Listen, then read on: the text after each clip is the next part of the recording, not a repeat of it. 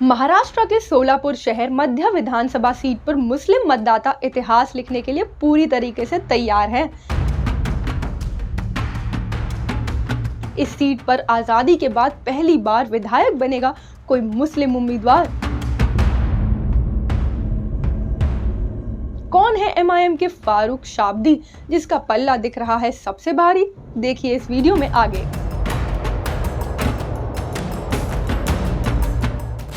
महाराष्ट्र में विधानसभा चुनाव की तारीख का अभी ऐलान नहीं हुआ है, लेकिन सभी पार्टीज अपनी तैयारियों में जुट गई है।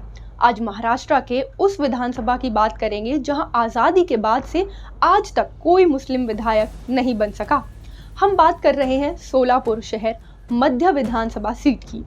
इस सीट पर मुसलमानों की बड़ी आबादी होने के बावजूद आज तक कोई मुस्लिम आमदार नहीं बन सका। अब तक 3 उम्मीदवार को आमदार बनाने का मौका मिला, लेकिन वो कम वोटों से चुनाव हार गए और आमदार नहीं बन सके। लेकिन इस बार सोलापुर शहर मध्य विधानसभा सीट पर मुस्लिम उम्मीदवार का जीतने की पूरी उम्मीद है। अगर यहाँ के मुसलमान एकजुट होकर एआईएमआईएम उम्मीदवार फारूक मकबूल शाब्दी को वोट करते हैं तो उनको आज़ादी के बाद पहला मुस्लिम आमदार मिल जाएगा, जो महाराष्ट्र विधानसभा में सोलापुर के मुसलमानों, गरीबों और मजलूमों की आवाज़ उठाएगा। आपको बता दें कि अगर इस बार सोलापुर शहर मध्य सीट पर कोई मुस्लिम उम्मीदवार नहीं जीत सकता तो अगले 20 साल तक कोई मुस्लिम उम्मीदवार नहीं बन सकता, क्योंकि साल 2026 में परिसीमान होने वाला है। अगर परिसीमान होता है तो सोलापुर शहर मध्य सीट एससी या एसटी खाते में चला जाएगा। उसके बाद मुसलमानों को दर बदर भटकना पड़ेगा। मुस्लिम महिलाओं और बुजुर्गों को छोटे बड़े कामों के लिए इधर उधर जाना पड़ेगा। लेकिन अगर वही मुस्लिम आमदार बनता है तो उनका काम आसान हो जाएगा, कहीं जाने की जरूरत नहीं पड़ेगी। इस बार अगर कोई मुस्लिम उम्मीदवार जीत जाता है तो ये एससी एसटी सीट खाते में नहीं जाएगा, लेकिन हार होती है तो फिर इस सीट पर मुस्लिम आमदार बनना बहुत ही मुश्किल है। आपको बताते हैं कि किस किस तरह परिसीमान के नाम पर मुसलमानों को विधानसभा से दूर रखने की कोशिश की जाती है।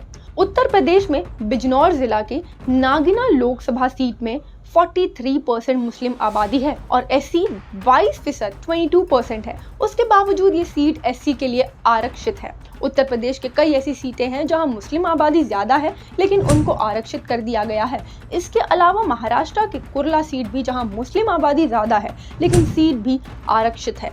ये सब इसलिए किया जाता है ताकि मुस्लिम विधायक जीतकर विधानसभा ना पहुंच सके। सोलापुर शहर मध्य सीट पर तकरीबन 3,30,000 मतदाता है, जिसमें मुस्लिम मतदाता 1,15,000 के करीब है।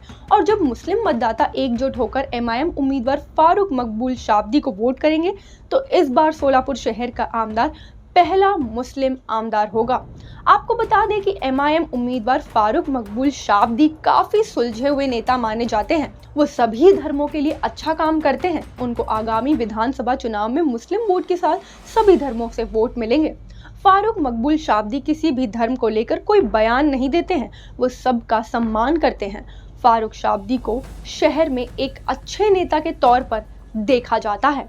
क्या आप चाहते हैं कि एआईएमआईएम के फारूक मकबूल शाब्दी सोलापुर शहर मध्य सीट पर आमदार बने, जो इस सीट पर आज तक कोई मुस्लिम आमदार नहीं बन सका?